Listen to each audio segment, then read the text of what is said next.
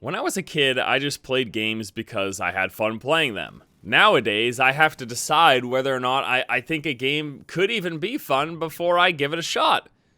There's a big drastic change in the way I used to approach gaming and the way I approach gaming today. And that's what I'd like to talk about with you guys. I think this is an interesting topic. It's something that I thought about and touched on a little bit yesterday during one of my streams. And I think I wanted to put more thought into it and kind of elaborate on it. So let's break this down. Do you remember being a kid and the games that you played? Can you honestly remember any games that you absolutely hated? Because for whatever reason, I can't. You know what my game playing experience was as a kid? My dad would bring me to Blockbuster, and I'd look at the box art, and I'd say, this one looks good, flip it around. I'd look at the screenshots. I'd say, oh, that's got good graphics. And then I'd look at the bullet points, and I'd say, can I play this with friends? And if the answer was yes, and those were all positive impressions to each one of those questions, then I picked it up, and I played it. And I don't remember hating any of it. And you know why part of that was? Because it was all new.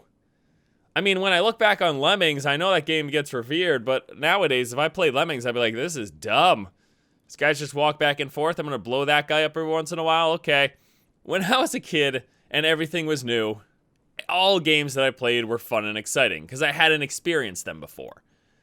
But nowadays, it's so much different. Nowadays, I can't even look at the announcement of an upcoming title without completely breaking it down and pointing out all the things that could be wrong. I think the whole experience has lost its organicness, and it's become much more analytic and broken down and torn apart.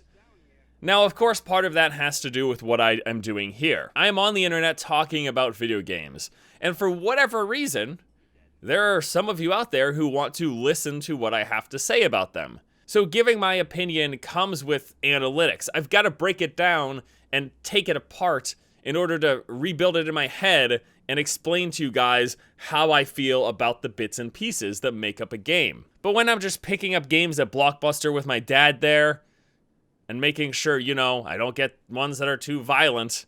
I get those when my buddy's mom takes us out to the Blockbuster.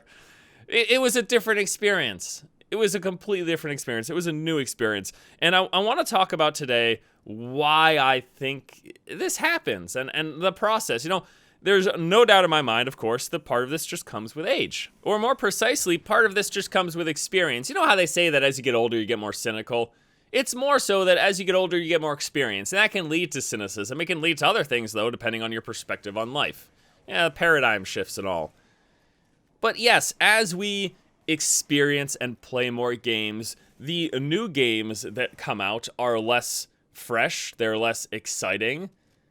There's always similarities to games in the past, and the desire to compare is a natural one. Whenever a game comes out, we're going to immediately compare it to similar experiences because we want to know, is this a similar experience? I really think truly the heart of complaints with games and iteration is that as gamers, we just want something new and exciting. But I guess the problem is that as time goes on, making something that's completely new and exciting becomes harder and harder. We always see breakthroughs, of course, but the creative process isn't an easy one. Otherwise, I'm sure many of us would be creators. There's good money to be made in being a creative person and making things. Because if you make something that people want, you're going to make a lot of money. But beyond that, gaming's become a business. So people want to make things, and there's creative elements to it, but there's also a monetary gain element, as I've just talked about. And it's really hard to make something entirely new. And listen, this is not me saying, well, our creative minds need to do a better job. No, I get it. It's not easy. You can't just always be reinventing the wheel. In fact, in many ways, you shouldn't. Gaming isn't really so much even necessarily a vehicle just for the creative. It's now a hobby, a form of entertainment. And so we're not going to see something brand new and fresh every time a new game comes out. But I think, again, part of that leads to why gamers are frustrated. We've seen this before. We've done this before. This isn't new. Give me something different. It's a tough thing all the way around. And I think besides, once more, I want to say part of the problem is definitely me, or us. Our experience with games and how we mentally approach games because of that. But I also believe part of the problem is with marketing. Mainly that we know everything about a game before it even comes out. Think about it. How many games launch and you don't know how long it should expect you to complete it? How many games launch where you don't know the general mechanics of the game? You don't understand basically how it's going to play, the different systems that come into effect. I mean, look at all these MMOs and MMO type games that come out. Everyone needs to know, what are you going to have for me to do once I've completed the main progression? When I've leveled up my character and the story's all done, what else is there for me to do? How long is the game going to last me? Tell me in detail all of your planned upcoming DLC. We literally know everything. So marketing does this because they come out and tell us what we are asking for. The consumers, us, we demand this information. They probably wouldn't tell us all this stuff if we didn't demand it, partially because maybe some of them want to hide how little the game has, but partially because I think there's a real value to mystery in games. And I think in many ways, because of our age, because of our experience, and the things that we require to know, maybe also because of financial things, that the mystery in games is largely gone.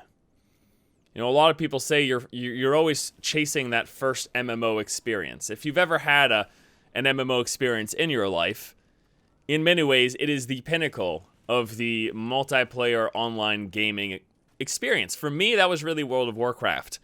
I had played games before it, like Asheron's Call, and I dabbled with EverQuest, but the first multiplayer online persistent game that I ever really dove into was WoW. And for that reason, whenever a new MMO comes out, I'm immediately comparing it to that first experience, but you can never relive that again.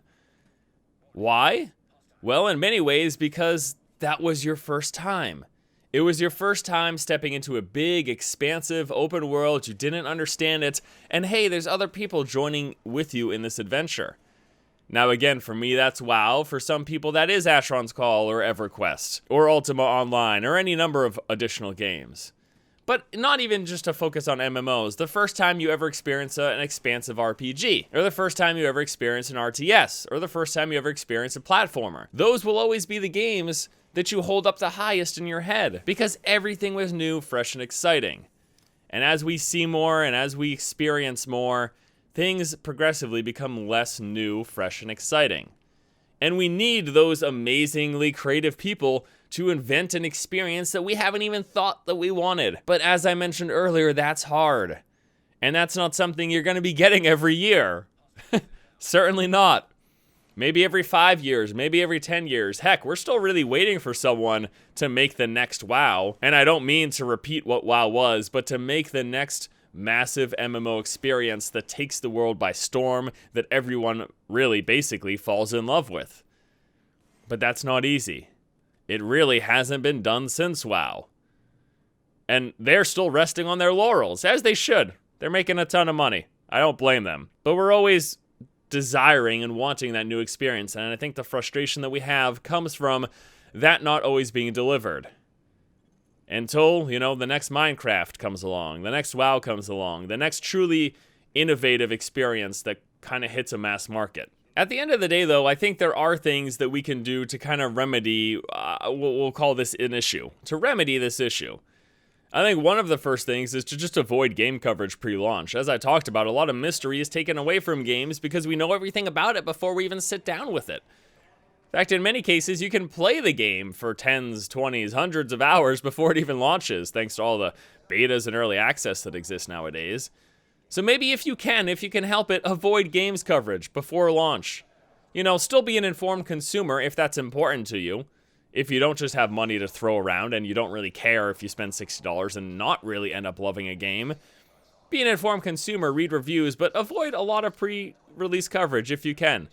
Unfortunately, that's really not something that I can do in the position that I'm in, and the type of job that I guess we've created here on YouTube. I'm here to talk about games, I'm here to inform you, I'm here to give you my opinion.